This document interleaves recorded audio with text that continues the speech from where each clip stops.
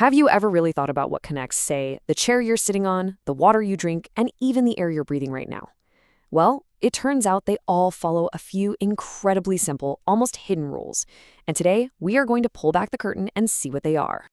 So let's just start with a simple question. Look at these three things. You got a solid rock, a flowing river, and, well, the air all around us. I mean, they couldn't seem more different, could they? But there is one fundamental thing that unites all of them. Any guesses? You got it. The answer is super simple. They're all just different forms of matter. But to really get what that means and why they act so differently, we've got to zoom in, like way, way in, to a world that's totally invisible to our eyes. Okay, so what is matter, really? What's the official definition? It turns out scientists have figured out that anything, and I mean anything, that wants to be called matter has to follow two very simple rules. And here they are. Rule number one, it's gotta have mass. That's just, the amount of stuff something is made of.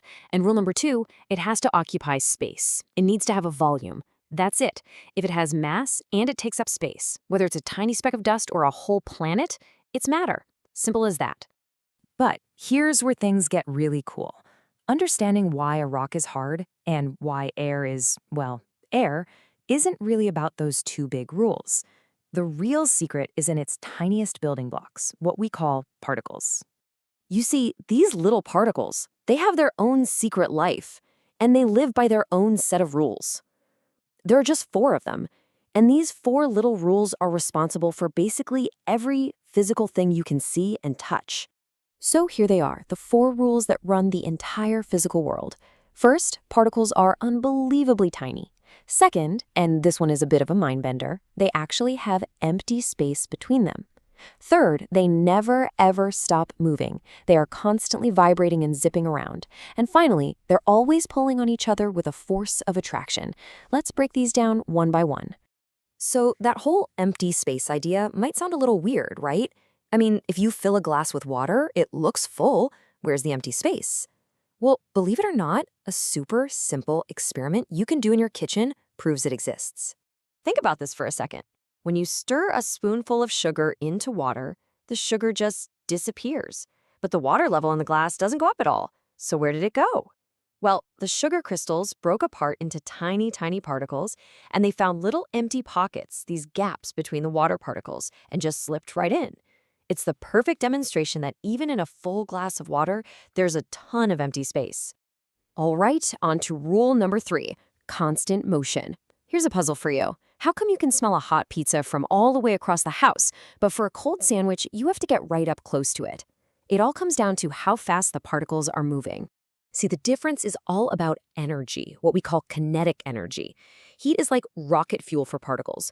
When you heat food up, you give its scent particles a huge energy boost. They start flying around like crazy, spreading out or diffusing all across the room and right into your nose.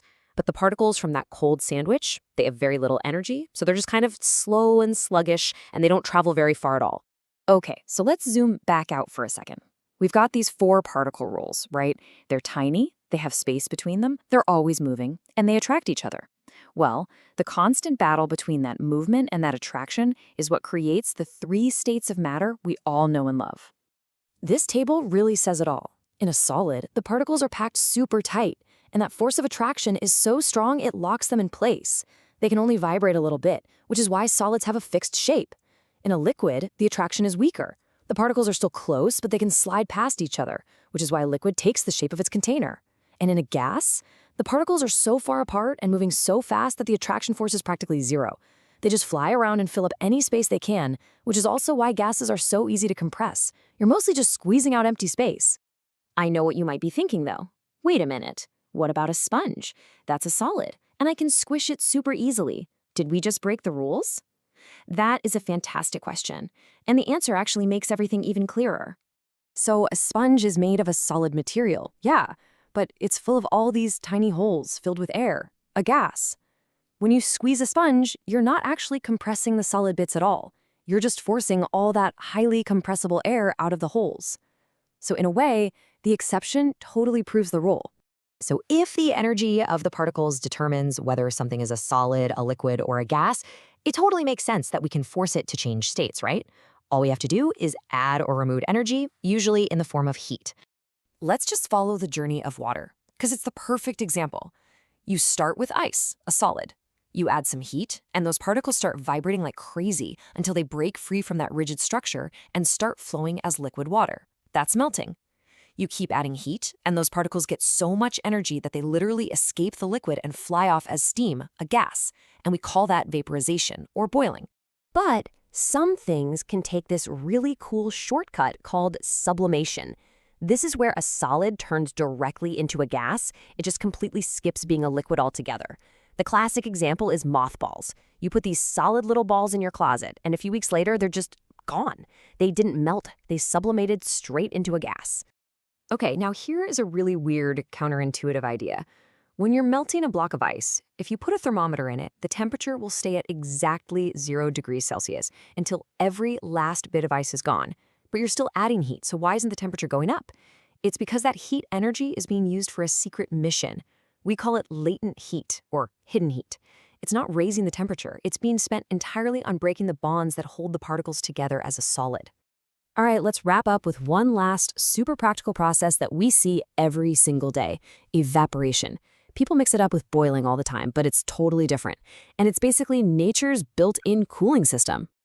It's really easy to get these two confused, but they're pretty much opposites. Boiling is fast, it's violent, and it only happens at one specific temperature, 100 degrees Celsius for water.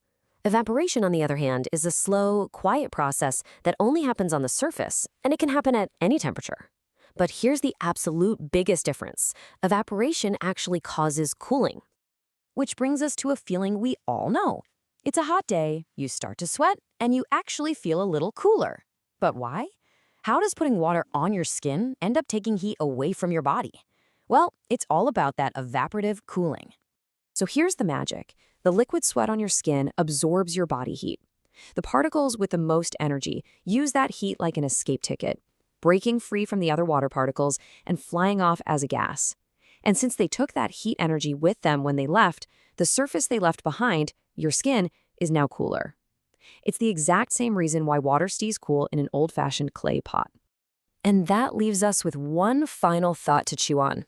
We just established that evaporation causes cooling. So here's a puzzle for you. Why is a burn from steam at 100 degrees Celsius so much more dangerous and painful than a burn from boiling water at the exact same temperature? The clue is hidden in that idea of latent heat we talked about earlier. Think about it.